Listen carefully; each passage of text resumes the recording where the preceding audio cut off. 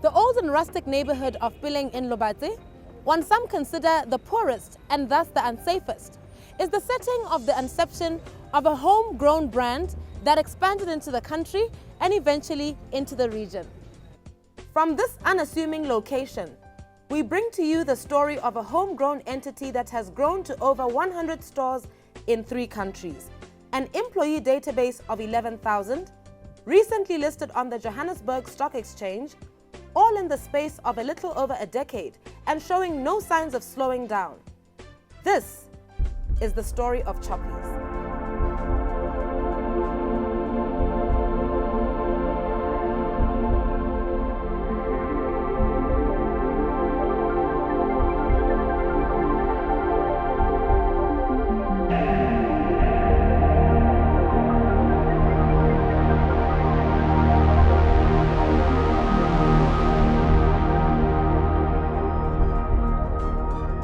However, this success story has equal amounts of envy and awe, it appears, with some people saying that surely this level of success is a result of buying political influence and other unfair practices. Till today, we haven't, if the rule is A, we haven't gone beyond A plus or below A minus. Okay, I didn't go to anybody asking for a favor. The CEO of Choppies, Ramachandran Ottappa, grants us some time this evening to give his account on the rise of Choppies, painting a picture of hard work, perseverance, and a bit of luck growing a small company that is now taking on opponents 10 times its size. Welcome back to First Issues as we attempt to discover the secret behind the rise of the Choppies supermarket. Our guest this evening tells us how it really all began when a small family store in Pileng, Lobatse, shunned by banks and struggling to thrive, became his client. He himself being an Indian national who had been forced by the economic decline of his native land to seek opportunities elsewhere, armed only with a chartered accountant's degree. How can this encounter have resulted in the chain stores we have watched expand into the region at an exponential growth rate? Who is this man that appears to be the catalyst of such unprecedented growth? Ramachandran Ottappa, simply known as Ram, gives us the details. But first, let's hear how the people of Lobatse know him. Ramachandra Lobatse, I think if I remember very well, 93 or 94. Like it's more than 94 Lobatse. We heard like a referee at an accountant. There was a small office in the west side near the office. My full name is Ramachandran. I came to work as an auditor in Botswana in 1992. When I got qualified as a chartered accountant, I had a job offer from Botswana. I was working for General Tyre Corporation in India. At that time, I had a job offer from Botswana to work as an auditor. So I came to join in an audit firm in Lobatse called Moose Roland. The current Massage in Abroni in those days was called Moose Roland. Being the junior most member in the team, they gave me the file to go and start accounting work at the Wayside supermarket. That's how the relationship started. The first contract I worked as a consultant. The next contract I worked as an employee.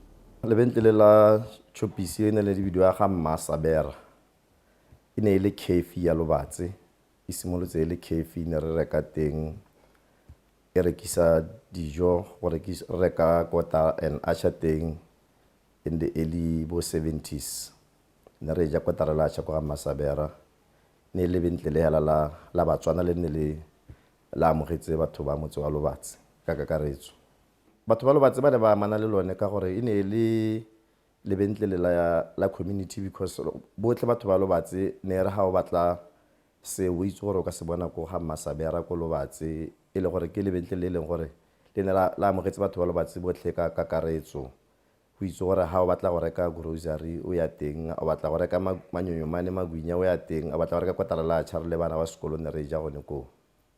From 92 to 99, up to 92, there was only one supermarket called Wayside Supermarket. Up to 92 to 99, there were two supermarkets. One was Wayside and number 2 was Swar.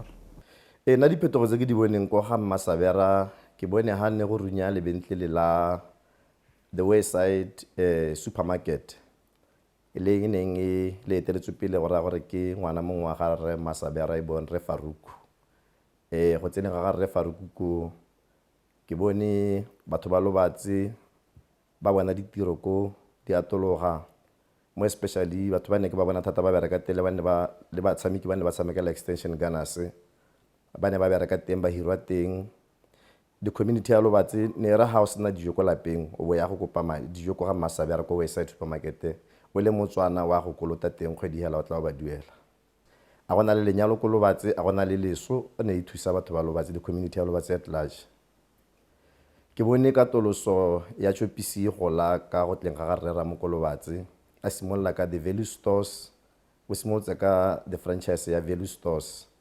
I remember engwe ne le mo toropo mo Lobatse ya bobedi ne le ko Wood Hall ka ko molong wa Mosela Pula engwe ke bone e runya ko motseng wa Molapo wa Bojang pele ga go nna le di Choppies supermarkets.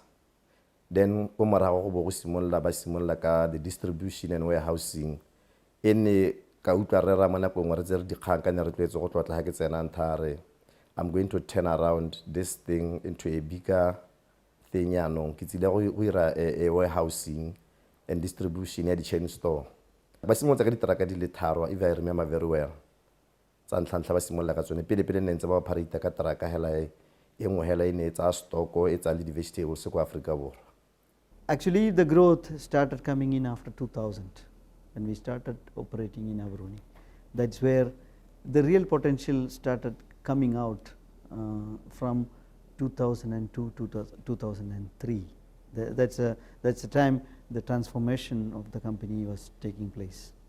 Ram attests that it was opening a store in Gaborone that led them to realize that there was room for even more expansion, a potential growth in the retail chain store environment. When we started the first supermarket in Gaborone, then that was a breakthrough, and it really gave us an insight that if you do things properly and professionally, there is room for a proper chain to cater for the whole nation. We operate 128 supermarkets in 3 countries, and we employ over 11,000 people with a turnover of maybe this year we come closer to almost 7 billion pula. A lot of perseverance, dreaming. Sometimes we feel that it's daydreaming, but once you start having a target and you start pushing your effort and energy and all your concentration towards a target, and it becomes reality. All the initially first we started thinking of a billion pula turnover. Okay. It was a big thing. Many of the banks, when they have seen the cash flow that with a small supermarket company with a billion pula turnover, they used to question that is it achievable. I used to tell them, yes, we are going to get to a billion pula turnover.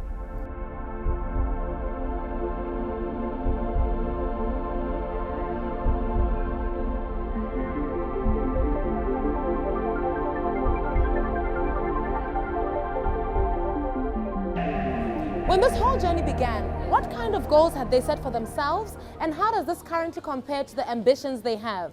We had 4 or 5 stores. We were doing just under 100 million.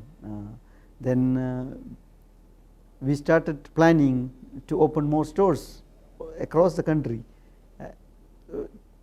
and it is just concentrate. In those days, Botswana also had a big growth factor as well. The economy was much more vibrant than what we see today. Okay. There is an element of growth in all the sectors. So between 2002 and 2007, we grew the company 7 times. In 5 years, we grew the company 7 times. So the billion becomes nothing. You see that was the growth pace, and it was like a fever. You just run with the fever, and you just go one way.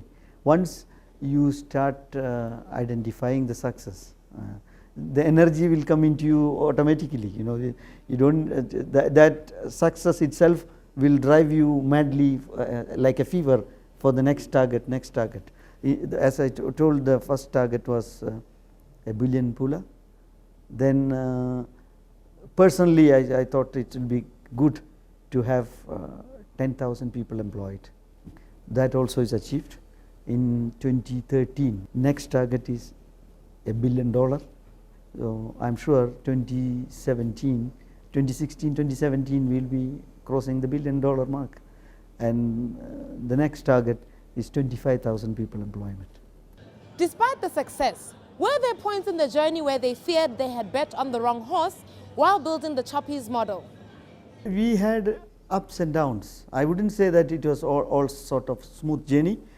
Yes, when we crossed the billion, okay, there was no doubt. Okay, once we crossed the billion, yes, there was absolutely no doubt. Whatever we are going to dream or whatever is there in the pipeline is going to be achieved. That was sure. But until it got to $1 billion, yes, there was moments of meltdowns. Sometimes it used to be, if we get an offer, we may sell. And, there was lots of different thoughts in the process. Yes, I wouldn't say that it was all about one dream. No, it's not. Until then, but when we got to that was a landmark. $1 billion pula turnover from retail industry in the country was those days it was a landmark. After that, there is no looking back. It was one way traffic. First and foremost, we against the nearest opponent is we got 2-3 supermarket. The nearest one is having 400 supermarket. So that is the distance between us and the next opponent. Even now, even with 7 billion turnover, the next opponent in South Africa, that's what we are against. The next opponent is having at least 5 times our turnover, 40 billion. It's huge. It's huge difference. But now the size is also important. Is critical. We got decent foothold in the countries where we operate, and it's not that difficult. Yeah, the first initial stages was difficult, and in the process there was a lot of there was lot of factors of luck as well. It's not to say that it's everything was based on your hard work, or there was lot of factors of luck. When we had our retail scenario also changed. Okay, there was one stage when Score used to be the supermarket chain in the country. Okay, all of a sudden one day Pick n Pay decided, no, we're not going to go with this brand anymore. We're calling the brand back.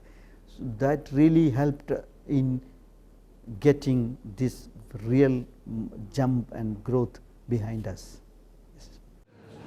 Welcome back to First Issues, as CEO and major shareholder Ramachandran Otapa gives us a first-hand account on the efforts put in to get the business where it is today. In response to allegations that Choppies owes its success to buying political influence from the powers that be, Ram explains that Choppies has never defaulted on licensing, neither paid any fines for malpractice or non-compliance to the Botswana government law. Till today, we haven't, if the rule is A, we haven't gone beyond A plus or below A minus. Okay, I didn't go to anybody asking for a favor. Okay, and this is one of the most compliant companies as far as any laws and regulations are concerned. Okay, you take the rules like licensing. We never been fined for not having a license, or we never even been warned that you should have a license and you operated without a license. It never happened. Or renewal of the licenses, we never defaulted. Take the front of labor laws. We are a 100% compliant, labor law compliant company. Even after being the biggest employer in Botswana, it's that itself, that's one of the things I personally take pride in myself, that in a country where the unemployment is over 25%, we could generate employment for 7,000 people. Just in Choppies supermarket alone, we employ almost 7,000 people. That's not small in a population of 2 million. What is his perception that management positions are dominated by expatriates? When we started off, 98% of our managers were expatriates. It is a fact. It's in the document. There is nothing hidden away from it. Okay. Today, it's only 43% is expatriate and 57% is locals. And our intention, there is a proper training and localization plan in place. We signed it with the Botswana government, Department of Labor in 2008, and there is a plan in place, and we are almost 88% compliant as far as the training and localization is concerned. And the Honorable Minister himself stated in the Parliament that this is one of the companies who adhere to their localization plan 100%. These are not small factors. Running a company at this magnitude and complying to the regulations on, especially we all know that there is lack of skills in the country. That's not a factor you or me can hide it. Okay. And I take pride in that we have, I didn't use this as a lip service. You can do an interview with our HR manager. His first priority is to make sure that there is proper skill transfer happening between the expatriate and the local staff. And you will see the examples. If you take there are many people here in this organization who came in as people coming to wash the dishes, make coffee. They have become qualified accountants. They have become managers. I can show you live examples in my own office. If you go downstairs, a person who handles all our mobile money and all those things, she came in as a kitchen girl, and we put in that much effort and training in her to become somebody like a manager. She is one of the senior managers in the company today. How would our guest describe the relationship between small local producers? Would he say they are accessible and willing to buy local produce for resale? There are many small farmers totally rely on us to sell their produce. Okay. 75% of the fresh produce produced in the country is distributed through Choppies. Okay. That many, I tell people that come and establish a relationship, whatever smaller it is. Okay. Once there have been guys here who started selling for 500 pula. Some of them are selling up to 40 million today. Relationships started as small as 500 and 1,000 have grown up to 40 million. It's not, it is not impossible, but you should also carry the same energy and same level of commitment what we show reciprocally. So that's important. And this country still can, its population, yes, the size of the population for a big manufacturing is an impediment. I am not disputing that fact, but there are many opportunities. Even now, there is so much you can make in the country to serve our people. That has to come from within. Okay, I can't go and say that there is an opportunity. It is identification of the opportunity is an entrepreneur's job. Okay, you can get support from the government or from there are agencies in place, and I still rate this country as one of the best democracies, best opportunities it provides to the population in Africa. Look, currently we operate businesses from Kenya to Cape Town. Most of the countries we deal, the people in our country got the best of the opportunities. It is for us to make sure that there is nothing, nobody is owing us anything. Okay, it is within ourselves that we take that initiative and start performing to get better our lives as well as the lives of the society in which we operate. That's important. Some people, especially those in rural areas, are of the view that since the establishment of Choppies, the small local general dealers are dying a slow death. Does our guest think the two can coexist? If you take Choppies market share is 30%, 70% of the market is outside. Everybody has to identify and find their niche and operate. don't people operate in where Walmart is operating in America? Such a huge, monstrous organization. We ourselves, as I told you earlier, that we ourselves are up against opponents 10 times our size. We should find our own niche to operate. Let me clarify one more factor. We don't operate in any towns alone as Choppies alone in a town, in a village. Okay, there is only one place where we operate alone. In all other places where we operate, there is a South African chain operating with us. So what difference does it make? People get stock at the masses will get stock at the right price. There is proper accountability for our activities.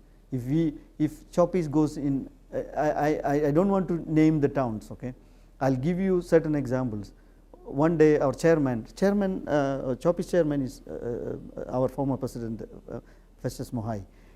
He asked me one day about opening in a particular town. When I first went to visit that town, a loaf of bread was sold at 9 pula 95 Thebe in that town, in that village. Okay, our bread price is 495 or 545. When we were, and I gave him that classic example. Look at what happens to the society there. Okay, we created employment for 80 people in a village where unemployment is so much an issue. You creating an employment for at least 80 people. People who got cattle there can slaughter the cattle and sell it through Choppies. Smaller farmers can produce and sell it back to the society, to the shop. At least one or two physically handicapped people get a job in a Choppies store. Plus, on top of that, if really the farming community is strong, we load stock for Habaroni from the village into gaps and distribute those products through our outlet in other parts of Botswana. In May this year, many of us read about the successful listing of Choppies on the Johannesburg Stock Exchange. But many are still not clear as to the significance of this step. What does listing on the JSE mean for the grocery retailer going forward? First and foremost, that is the most liquid stock exchange in the continent and the most prestigious financial nerve center of activities. Going up there itself is a big privilege and an honor for any company operating in Africa. It gives us access to enormous amount of capital for expansion, and it brings in a lot of governance within the organization going forward as well. And that gives us opportunity for the company to grow across the continent.